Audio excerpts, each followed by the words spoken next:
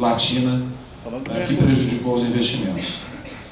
Bom, além de ela ser uma taxa de investimento baixa em comparação com o resto do mundo, com o resto dos emergentes, a taxa de investimento público no Brasil, numa perspectiva histórica de mais longo prazo, ela também é bastante baixa, principalmente em relação às décadas de 60 e 70. Vocês vejam aqui, então, a gente tem o A e o B seria esse nosso conceito de investimento do setor público, governos e estatais.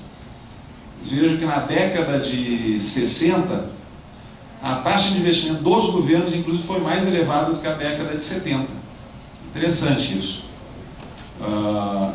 Em parte, eu diria que isso também se explica um pouco pelo efeito PIB. O PIB cresceu muito na década de 70, então tudo que você compara com o PIB na década de 70 fica um pouco mais baixo. Ou seja, você cresceu significativamente o investimento dos governos, mas não na mesma velocidade do PIB.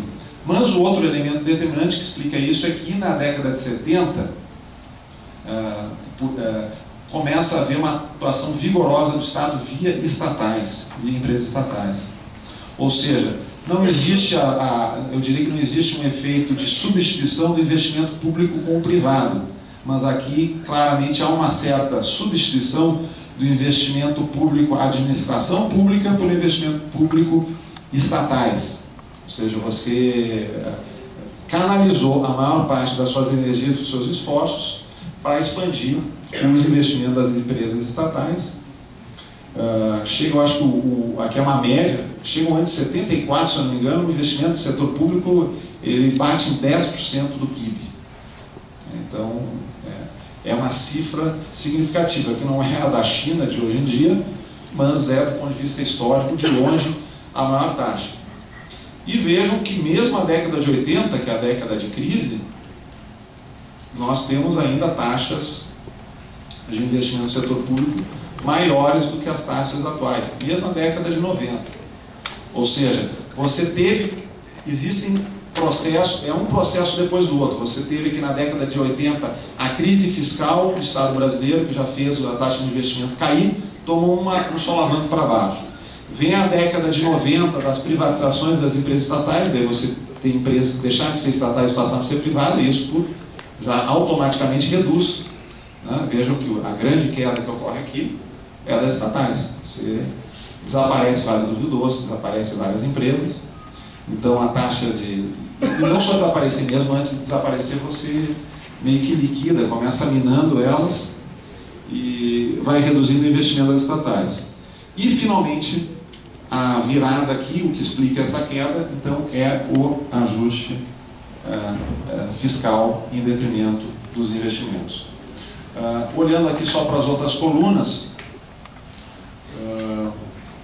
a gente vê que isso influencia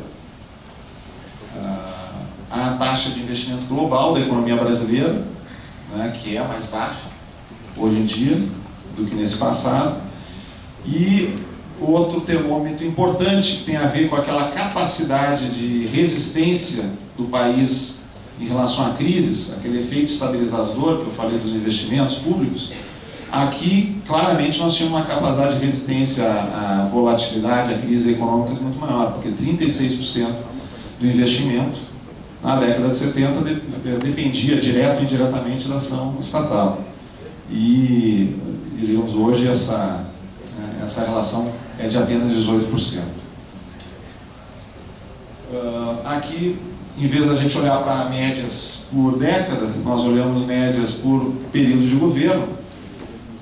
Aqui o governo Lula 2 ainda não inclui 2010, nós vamos ter essa taxa aqui evidentemente elevada, vamos chegar em torno de 3,8% do PIB, portanto, de todo esse período real, não só 2010 vai ser a maior taxa individual, como foi 2009, mas nós vamos ter uma média desse segundo mandato do governo Lula maior do que esses 4 períodos governamentais.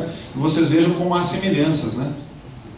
O Lula 2, de um certo ponto de vista, se parece com o FHC 1, em termos de média de investimento, como o FHC 2 e o Lula 1 também se parecem. Por que eles se parecem principalmente aqui?